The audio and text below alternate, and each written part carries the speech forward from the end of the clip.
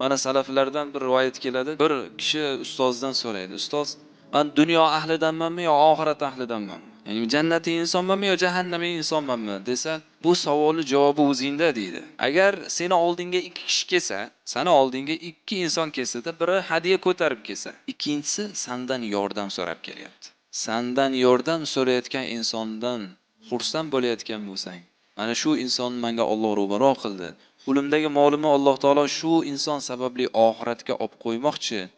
Bu meni oxiratimga manfaat beradigan inson deb xursand bo'layotgan bo'lsa, sen oxirat ahlidansan. Sen jannatiy insonsan degan.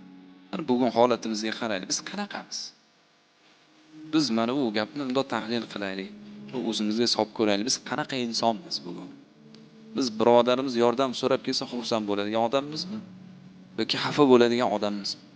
Bir birodarimiz bizga hadiya ko'tarib kelsa xursand bo'ladigan insonmizmi? Yoki jan xursand bo'lib ketmasdan alhamdulillah deb to'g'ri qabul qiladigan insonmizmi? Qay darajada xursandligimizni darajasi ham borda bu joyda. Hadiya berayotgan odamdan ko'p xursand bo'lish ham yaxshi emas. Allohning imtihoni balosi bo'lishi ham mumkin bu.